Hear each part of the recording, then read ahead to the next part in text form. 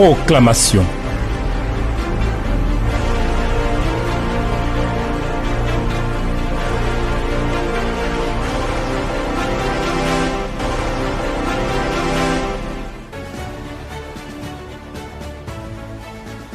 Seigneur, merci pour la grâce et pour la bonté que tu nous fais. Tu nous conduis dans les droits sentiers pour nous dégager de la malédiction de ces actes et pour nous garder d'agir, pour nous mettre sous le coup de la malédiction. Nous te bénissons parce que nos vies sont à toi. Tu es le bâtisseur de nos vies. Nous sommes là encore aujourd'hui pour avancer dans ce sentier destiné à travailler, à agir, pour nous recadrer. Bénis ces instants. Bénis ta parole et éclaire-nous par ton esprit pour que nos vies te soient entièrement agréables. Au nom de Jésus-Christ. Amen. Chers amis, soyez bénis au nom de Jésus-Christ. Alors, on a travaillé sur le premier des points que nous avons retenus dans le verset 26 de Deutéronome chapitre 27. Maudit soit celui qui n'accomplit point les paroles de cette loi et qui ne les met point en pratique, et tout le peuple dira Amen. Nous y avons travaillé, n'est-ce pas? En relevant dans la Bible un certain nombre de situations, de cas de désobéissance. Nous allons avancer. Aujourd'hui, donc nous allons relire Deutéronome chapitre 27, versets 8 à 26. Et puis nous allons travailler aujourd'hui avec le verset 25. Deutéronome chapitre 27, verset 8 au verset 26. Tu écriras sur ces pierres toutes les paroles de cette loi en les gravant bien nettement. Moïse et les sacrificateurs, les Lévites, parlaient à tout Israël et dit, Israël, sois attentif et écoute. Aujourd'hui, tu es devenu le peuple de l'Éternel, ton Dieu. Tu obéiras à la voix de l'Éternel, ton Dieu, et tu mettras en pratique ses commandements et ses lois que je te prescris aujourd'hui. Le même jour, Moïse donna cet ordre au peuple. Lorsque vous aurez passé le Jourdain, Siméon, Lévi, Judas, Issachar, Joseph et Benjamin se tiendront sur le mont Garizim pour bénir le peuple. Et Ruben, Gad, Aser, Zabulon, Dan et Nephtali se tiendront sur le mont Ebal pour prononcer la malédiction. Et les Lévites prendront la parole et diront d'une haute voix à tout Israël. Maudit soit l'homme qui fait une image taillée ou une image en fonte, abomination de l'Éternel, œuvre des mains d'un artisan, et qui la place dans un lieu secret. Et tout le peuple répondra et dira Amen. Maudit soit celui qui méprise son père et sa mère, et tout le peuple dira Amen. Maudit soit celui qui déplace les bornes de son prochain, et tout le peuple dira Amen. Maudit soit celui qui fait égarer un aveugle dans le chemin, et tout le peuple dira Amen. Maudit soit celui qui porte atteinte aux droits de l'étranger, de l'orphelin et de la veuve, et tout le peuple dira Amen. Maudit soit celui qui couche avec la femme de son père, car il soulève la couverture de son père, et tout le peuple dira Amen. Maudit soit celui qui couche avec une bête quelconque, et tout le peuple dira Amen. Maudit soit celui qui couche avec sa sœur, fille de son père et fille de sa mère. Et tout le peuple dira Amen. Maudit soit celui qui couche avec sa belle-mère. Et tout le peuple dira Amen. Maudit soit celui qui frappe son prochain en secret. Et tout le peuple dira Amen. Maudit soit celui qui reçoit un présent pour répandre le sang de l'innocent. Et tout le peuple dira Amen. Maudit soit celui qui n'accomplit point les paroles de cette loi et qui ne les met point en pratique. Et tout le peuple dira Amen. Amen, amen. Voici donc, frère, aujourd'hui nous allons travailler sur le verset 25. Maudit soit celui qui reçoit un présent pour répandre le sang de l'innocent. Et tout le peuple dira Amen. Et nous allons nous faire aider de certains versets de la Bible que nous allons lire en complément et sur la base desquels nous allons parler. Et le premier verset en complément que je vous invite à lire, c'est le Proverbe 17, verset 23. Le méchant accepte en secret des présents pour pervertir les voies de la justice. Amen. Le méchant accepte en secret des présents pour pervertir les voies de la justice. Celui qui accepte les présents, c'est celui qui se laisse corrompre pour pervertir les voies de la justice. Il est identifié comme le méchant. Moi, je veux savoir, dans ton expérience de vie, dans ton expérience de marche chrétienne, est-ce que tu t'identifies comme ce méchant-là? Les deux choses, l'une, tu l'es, parce que toi-même, tu es conscient que tu acceptes des présents. Toi-même, tu es conscient que tu as accepté des présents pour agir de façon corrompue. Ou bien toi-même, tu es conscient que dans ta vie, à quelque niveau que ce soit, par exemple, quand il y a une campagne d'embauche, on paye la place. Un concours, on paye la place. Un serviteur de Dieu, on lui donne de l'argent et il oriente son message à dessein. Donc on a deux personnes ici. On a celui qui corrompt, celui qui donne l'argent pour corrompre, et puis on a celui qui accepte l'argent pour agir dans cet esprit de corruption. Il faut refuser d'être ce méchant-là, s'il te plaît. Mais en même temps, tu regardes ta vie, quoi. Tu t'examines toi-même. Il faut dire, Seigneur, je refuse d'être ce méchant, ce corrompu, ce corrupteur. Je refuse. Vas-y, vas-y, cher ami, il faut le dire. Je dis non à ça.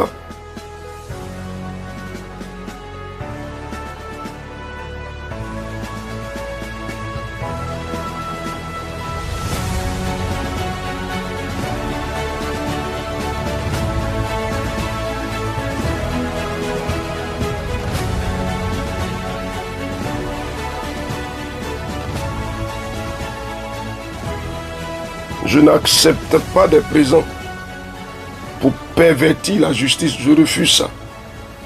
Je refuse. Je n'offre pas des présents pour falsifier le droit. Je refuse ça. Cher ami. Ah, la parole de Dieu est en train de nous sauver. Si on est dedans, on est sujet à la malédiction. Il y a beaucoup d'affaires que nous avons eues. Il y a des positions même que nous avons eues. On nous a nommés même à des postes parce qu'on a donné l'argent, parce qu'on a donné de l'argent, parce qu'on a fait des présents. Cher ami, faut t'exclure de ça, s'il te plaît. Faut t'exclure de ça. Il faut refuser ça, faut t'éloigner de ça. Je dis non, je dis non. Je m'en éloigne, je m'en éloigne. Je ne suis pas le corrupteur. Non, non, non. Donc moi, je ne fais pas des présents aux gens. Je ne leur donne pas des présents pour les pousser à corrompre, à falsifier le droit à la justice. Dis avec moi, je refuse ça. Car je ne reçois pas non plus des présents pour agir favorablement à quelqu'un. Comme tu as le pouvoir de décision, on te donne des présents et on calomnie quelqu'un et tu le condamnes. Vous imaginez, si ceux qui disent la justice, ou bien ceux qui disent le droit, à tous les niveaux, hein, et principalement pour nous qui sommes chrétiens, on va regarder sur ceux qui ne sont pas chrétiens, mais on se regarde nous-mêmes, parce que c'est avec nous que ça pose un problème. Nous disons que nous avons la parole de Dieu. Nous ne pouvons pas marcher dans ce sentier-là. Serviteurs de Dieu, on reçoit de l'argent et on juge faussement. Mais parce que quelqu'un nous donne des offrandes, on parle à sa faveur, même quand on sait qu'il n'est pas vrai. Refuse ça, il faut refuser. Il faut refuser. Un serviteur de Dieu Comme quelqu'un te donne des offrandes, tu falsifies le droit, la justice. Tu fais des messages orientés.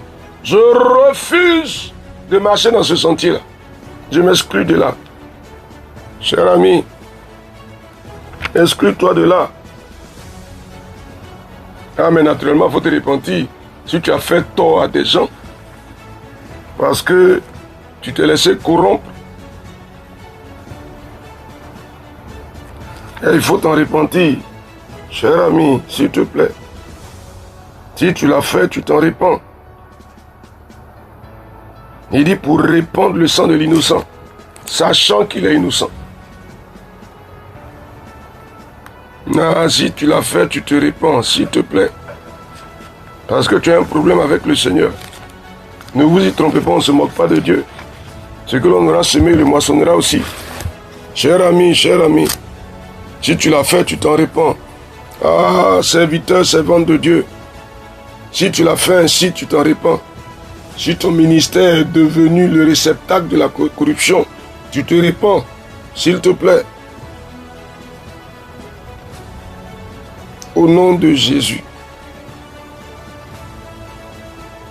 Donc, tu n'es pas le corrupteur, mais tu ne te laisses pas corrompre toi non plus. Tu ne reçois pas des présents. On va lire Exode chapitre 23, le verset 8, et on va voir. Il dit, tu ne recevras point de présents, car les présents aveuglent ceux qui ont les yeux ouverts et corrompent les paroles des justes. Les présents aveugles. Les présents ferment les yeux. Et les présents influencent les paroles. Les présents, les cadeaux qu'on te donne. Si quelqu'un te fait une offrande, c'est normal. Il a fait pour honorer Dieu. Mais si tu fais une offrande à dessein, pour influencer ton jugement, il ferme tes yeux. Tu ne vois plus la vérité. Dis avec moi, je refuse de marcher en aveugle à cause de la corruption. Je refuse ça. Je refuse de marcher en aveugle. Ah, donc je ne recevrai pas des présents pour fermer les yeux sur des situations. Je refuse ça. Cher ami, on s'avise en même temps. Tu dis non, faut dire non à ça. Faut dire non à ça. On va entrer dans des cas pratiques. À travers les tests de la Bible, à travers l'expérience de la Bible. On va voir les situations des hommes. Et on en parlera. Il y en a beaucoup dans la Bible. Cher ami, on en parlera. L'un des cas les plus célèbres, c'est Aman l'Agagite, qui a corrompu le roi pour exterminer tout Israël. Je dis non. Je ne marche pas les yeux fermés. Je refuse que des présents, que des cadeaux corrompent mon jugement. Au nom de Jésus-Christ, je dis non à ça. Non, naturellement, c'est pas parce que tu fais des offrandes à un serviteur ou à une servante de Dieu que tu vas l'obliger à parler en ta faveur. Non. Non, ton offrande n'aura aucun sens. Donc je veux que tu le dis, je refuse de faire des offrandes pour corrompre. Ah, attention. Attention. La reconnaissance existe, mais la corruption est mauvaise. Attention. Je refuse. Si tu le faisais dans cet esprit-là, il faut sortir de là. Il faut sortir de là. Si tu faisais tes offrandes dans cet esprit, si tu faisais des dons dans cet esprit, il faut sortir de là. Je sors de là. Je m'exclus de ce chemin. Naturellement, si quelqu'un te fait des offrandes, il y a un minimum de reconnaissance et de soins spirituels que tu lui apportes. La Bible dit que l'ouvrier mérite son salaire. Mais c'est parce que tu es ouvrier qu'on te donne un salaire. Donc si tu travailles, tu auras le salaire. Si tu prends soin de quelqu'un, il te donnera des offrandes. Tu continueras à le faire, tu prieras pour la personne. Parce que c'est ton devoir de le faire, ton devoir de serviteur de Dieu. Mais non point pour falsifier ton jugement, pour influencer tes paroles, pour fermer tes yeux. Ah Seigneur, tu nous gardes. Tu nous gardes de ces sentiers tortueux de la corruption, des présents qui ferment les yeux, qui influencent le jugement, qui détournent nos yeux de la vérité pour nous pousser à parler et à mal parler, pour être favorable à celui qui nous a corrompus ou défavorable à celui contre lequel nous avons reçu des présents. Seigneur, tu nous sauves de cela. Tu nous délivres de ces sentiers pour que nous ne soyons pas sous le coup de la malédiction. Éternel notre Dieu, béni sois-tu, parce que tu nous gardes dans les sentiers de la justice. Jésus, le chemin, la vérité et la vie. Gloire et honneur à toi, Dieu vivant et véritable. Au nom de Jésus, Amen. Chers amis, on y est, hein, on est parti. La malédiction qui vient de la corruption, nous refusons de marcher dans ce sentier-là. On ne corrompt pas, on ne reçoit pas non plus des présents pour être favorable et agir en fonction de celui qui a donné les présents. Que le Seigneur nous bénisse, au nom de Jésus. Donc Deutéronome chapitre 27, versets 8 à 26, en mettant l'accent sur le verset 25. On a lu aussi Proverbes chapitre 17, verset 23, et on a lu Exode chapitre 23, verset 8. Grâce et paix suivez-vous au nom de Jésus. Amen.